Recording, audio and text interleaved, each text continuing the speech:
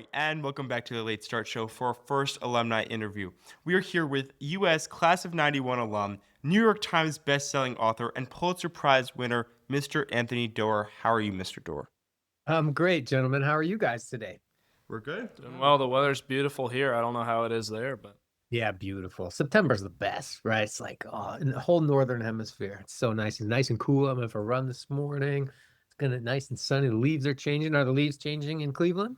Just starting starting to, to. yeah, kind of in that sweet spot in between summer and fall right now. Yeah, that's great. Well, speaking of Cleveland, you grew up here. Could you tell us a bit about your childhood and what your family background was like?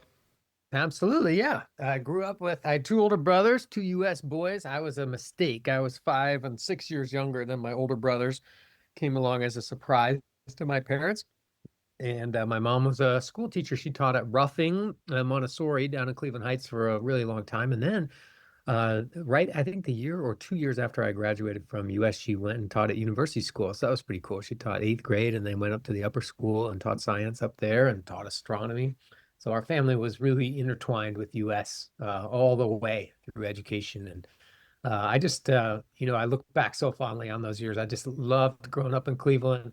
I was really into rock climbing and had a lot of pictures of mountains on my walls. I live in Idaho now, and I did kind of always fantasize about living in the West. But yeah, when I look back on it, the leafy beauty of especially this time of year in Cleveland and some of the winters too, those bright winter mornings when the sun finally comes out and everything's cold and creaky and the snow is creaking under your feet.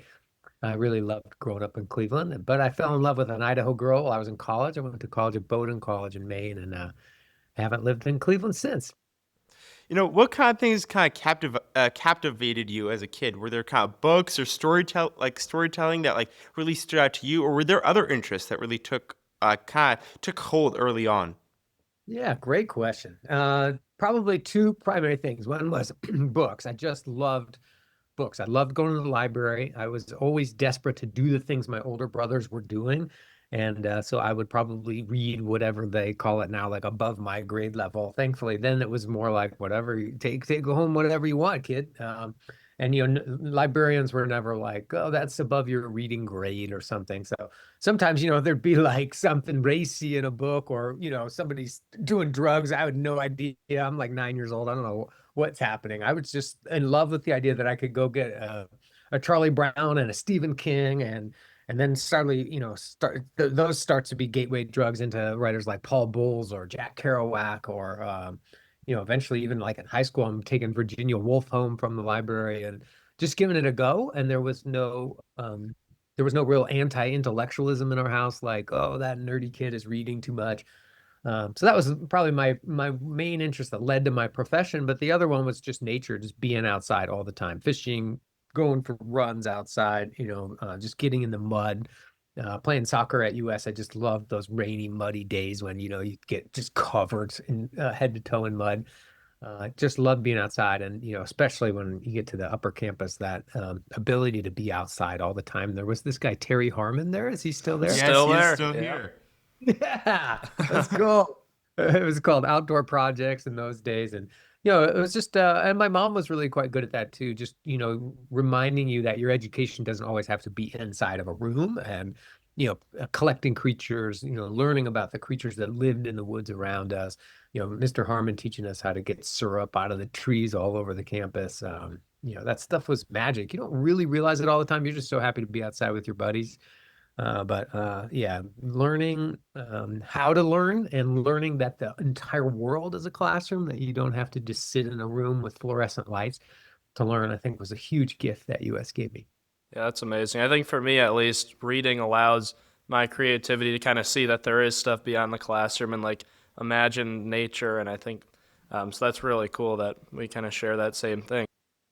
Totally. The other thing about storytelling is it's like a drug. You want a little more, you want a little more, and you don't really realize that you're like learning about other people or other cultures or other times in historical fiction, say, or even in science fiction. There's always some oblique or slant view on your own world. And yet, because of the drug of narrative and you want to find out what happens, you find yourself, there's like pleasure in learning. And I think the most powerful thing about reading stories to me was that, learning doesn't have to be vegetables. It doesn't always have to be like asparagus and boiled green beans. Like learning can be chocolate, learning can be like lobster dipped in butter. And I think that was a really important lesson that I never really had to fight to say like, why would I want to learn something? I think I was just always innately curious, and books were a vehicle to discover stuff.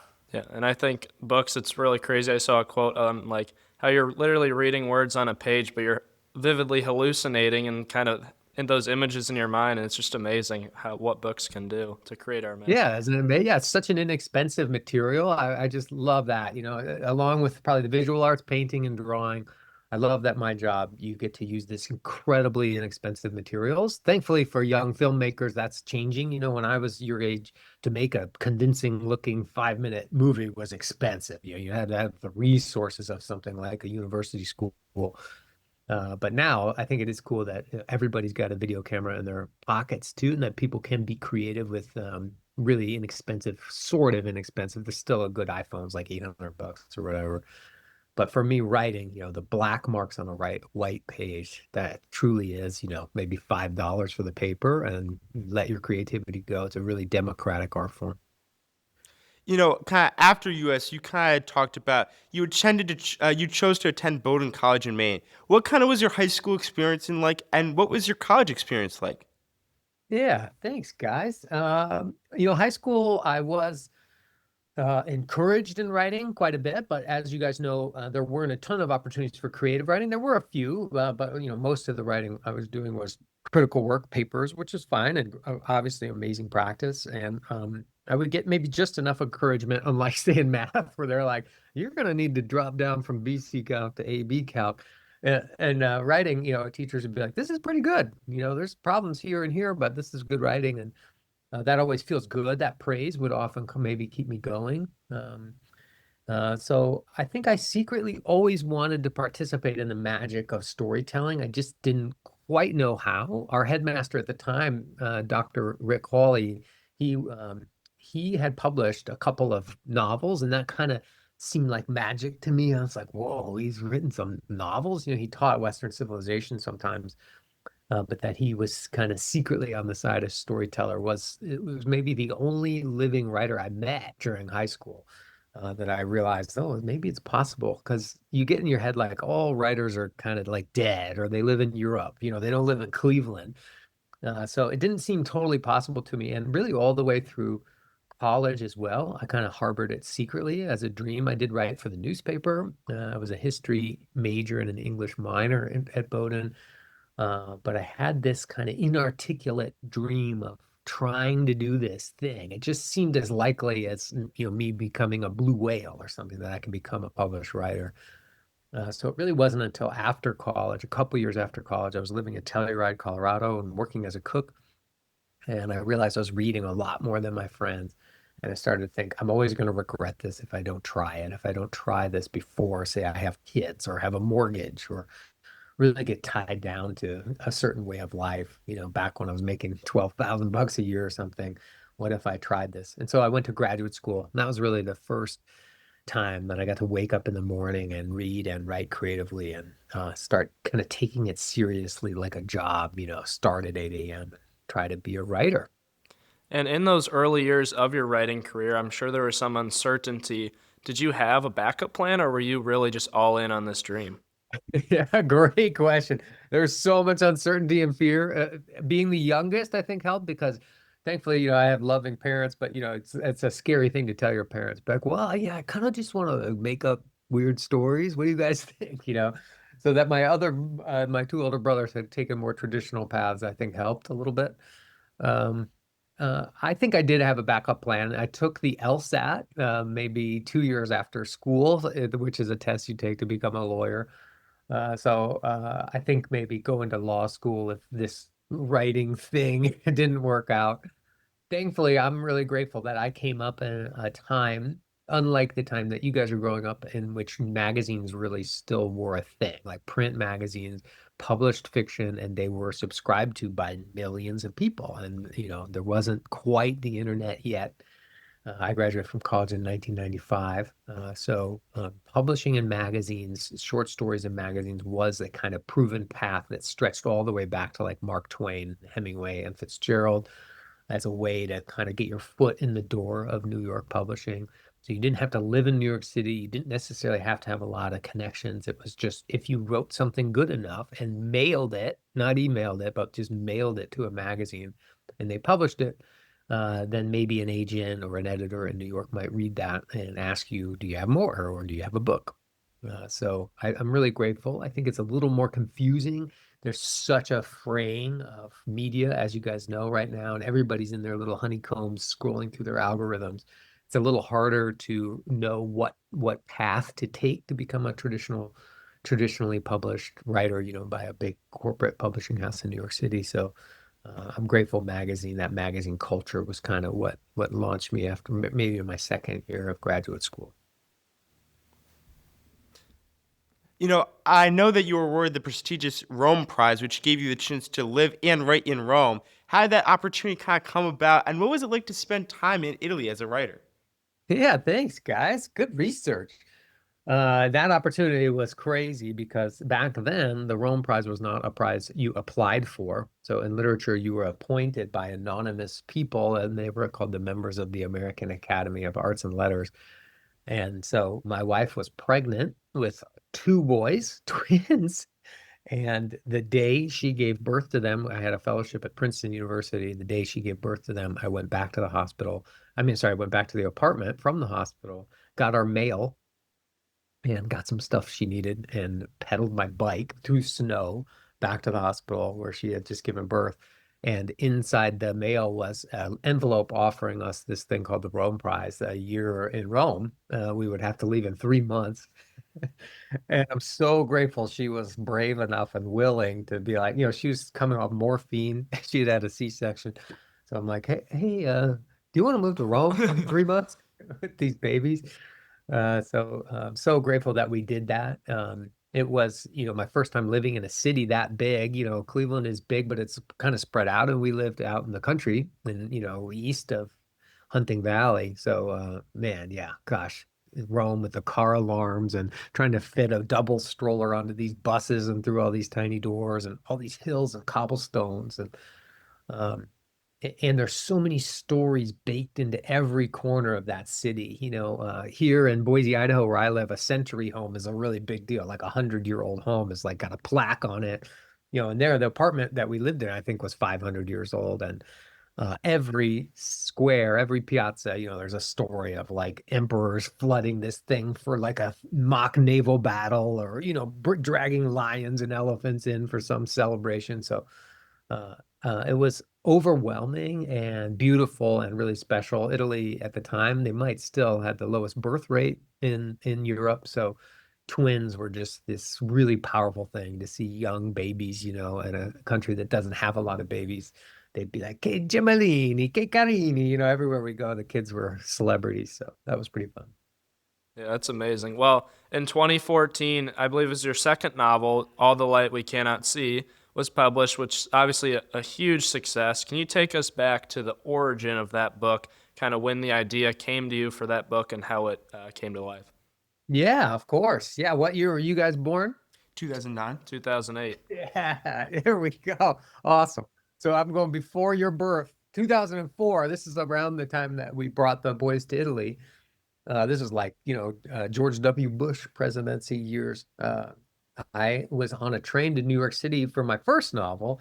Was at that fellowship in Princeton, and I was got on the train. It's an hour-long ride from Princeton to New York City. I didn't have a fax machine, and it was not super easy to email humongous PDFs in those days. So I was going up to New York City to see the possible jacket designs for my first novel, which was called About Grace. So you would do that in person, believe it or not. That was only 21 years ago. And go up, and they have them all laid out on this, table. But on the way up there, on the train, you're probably going 60 miles an hour, and as you enter Manhattan, you go through tunnels. You start going underground. The guy in the seat in front of me is talking on his big clunky 2004 cell phone. about the movie The Matrix. I remember that very clearly. He's talking about Keanu Reeves. And as we go and all this concrete and steel starts flowing above the train, his call drops. And he got angry. He got, in my opinion, sort of unreasonably angry, rapping his phone and swearing, like, why won't this thing work? And I realized that what he's doing, and really what we're all doing, what you and I are doing right now over Zoom, is a total miracle, right? We're sending little packets of light at the speed of light. It's invisible light, by the way. Our eyes can see less than 1/10 trillionth of all the light that's out there. Visible light that humans can see is just this tiny, tiny, tiny fraction of all the electromagnetic spectrum.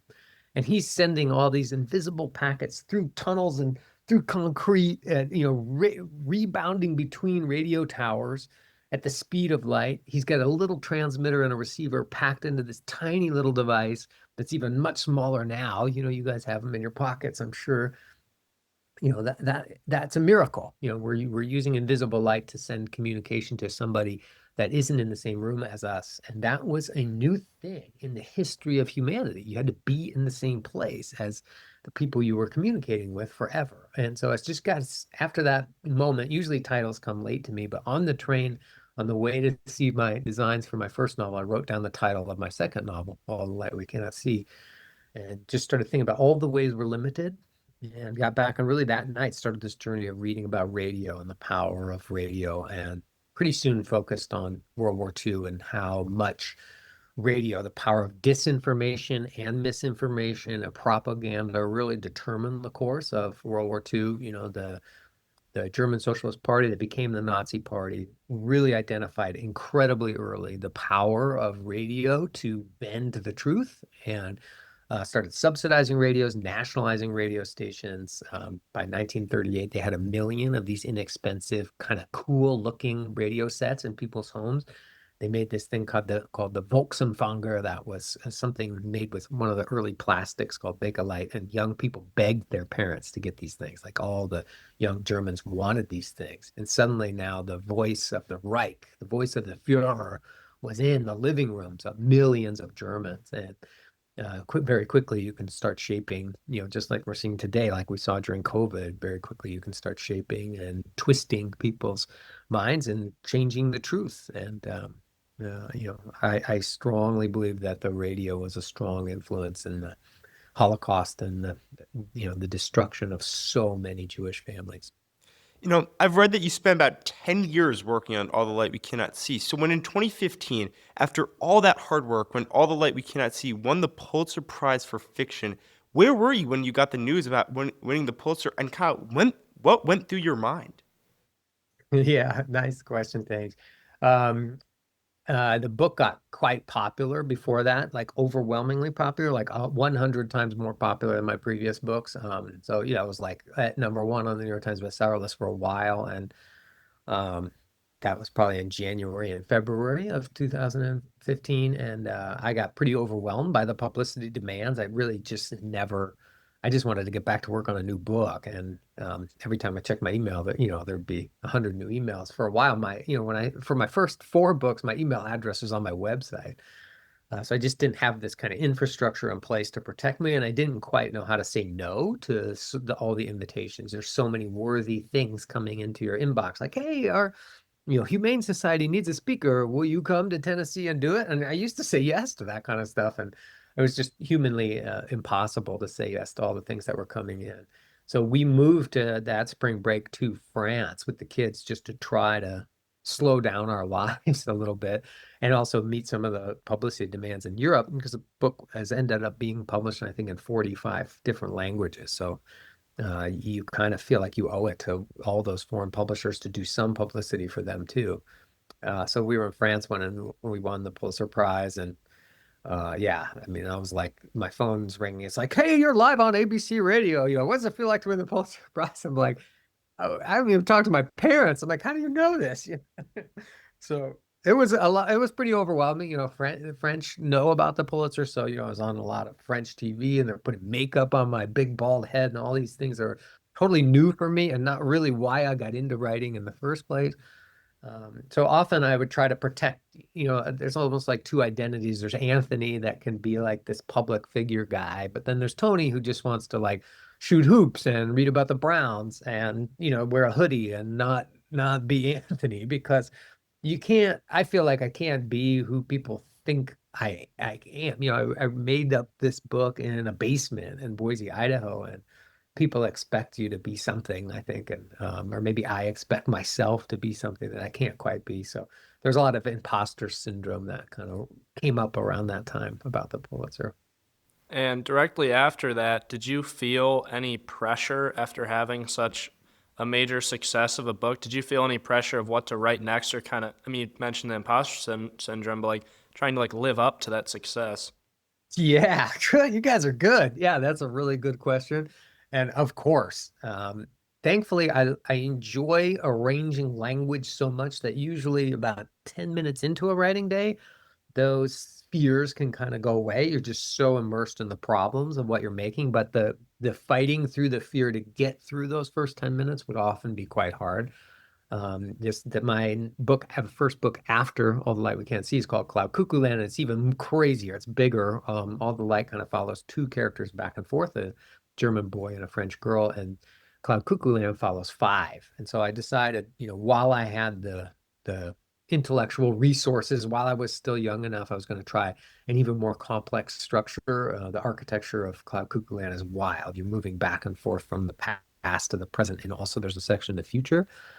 And so I decided I'm just going to try to write the book that I want to make right now, and not that my publisher or certain fans who've only read All the Light want me to make. And, ultimately that's going to be the best work you can make. If you start chasing something that you start making things that because other people want you to make them, then it's like the assignment that you're doing at US that you don't quite really want to do. The key with like writing a good paper or making a good thing in wood shop or even doing the right like chemistry project at US is find a way to do the thing that you want to do, and you can still meet what the teacher's criteria are, but can you find your interest and your passion in it? Because that's where the energy lies. A teacher can tell when you're bored writing something, just like a reader can tell if I'm bored writing something. So ultimately, I kind of had to lift that pressure off myself and say, what am I most enthusiastic about making, and chase that enthusiasm. Yeah. Well, of everything you've accomplished from, the awards, the best-selling books, but what are you personally most proud of in your life? Oh, my boys, of course, my kids. Yeah, I mean, I'm just so proud of these guys. And it's so fun to watch minds like yours, to watch these kids' brains. They're so much quicker.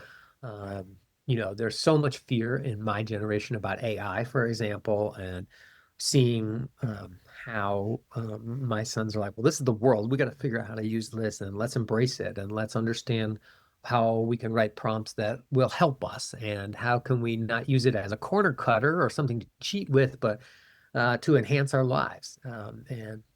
So young people in general always inspire me, but particularly I'm most proud of my boys. They're really kind, curious, good, good guys. Amazing. If you could talk to high school Anthony, the guy sitting in these classrooms all the way back through the U.S. halls, what would you tell him? Any wisdom or kind of tips that you would want to give your teenage self at this point in time, or tips that you would want to give teenagers now? Yeah. Yes, it would tie in with my answer to the question before the last one. Chase your enthusiasms. There is there are so many miracles in the world. Like I'm 51 years old, and the other day I was sitting outside and there was a hummingbird, and I'm like, I thought hummingbirds would be gone by now. Like it's September, or whatever it is, 10th or something. I'm like, I think hummingbirds would probably have traveled south by now, but I never really understood hummingbird migration at all. I never really asked myself it. I'm like, do flocks of hummingbirds fly in groups or anything? So I start digging into it, and they fly individually, and they'll travel up to like 300 or 400 miles in one day. They weigh about the same as a nickel, and they live basically on sugar, and they'll travel 300 or 400 miles on their own and find their way back to like these nesting grounds in Central America. And this bird's like right in front of me. I'm like, oh, in like a week, this dude is going to go all the way to Central America.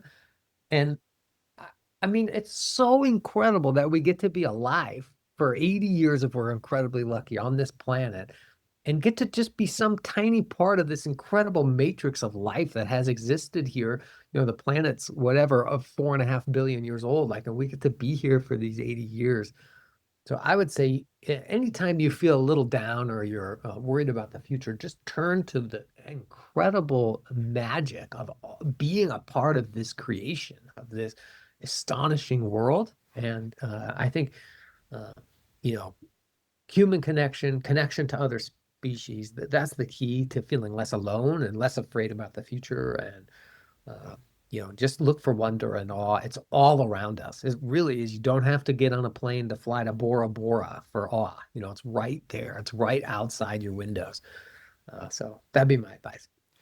Finally, as we wrap up, we ask all of our interviews, we ask the same question.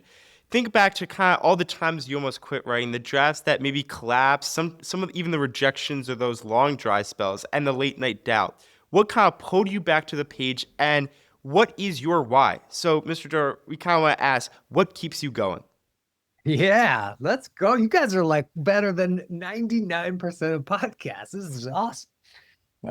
What is my why is ultimately making stuff, arranging words to generate pictures in the mind of a stranger is kind of getting to play with like alchemy or really a kind of wizardry. And I'm so grateful that I get to do it, that I really want to try to keep doing it for as long as I possibly can. And you guys know I'm dealing with this concussion. I've had these symptoms now for several months, and it's really hard for me to work on a computer, and it's just shaken me a little bit enough to know that like what I do and what I get to do for my job is total privilege.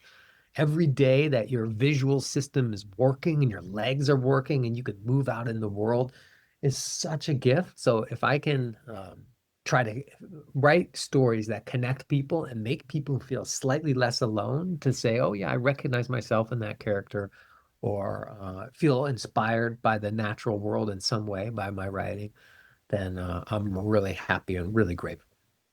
Well, Mr. Doerr, it's been great having you on the show today. Thank you so much for taking the time to tune in, to share your thoughts and experiences with us. And to our listeners, thank you so much for tuning in, and we'll hope you'll join us next Wednesday for another episode of Late Start Show. Thank you, Mr. Thanks, Doerr. Charlie. Thanks, Jack. Yeah, of course.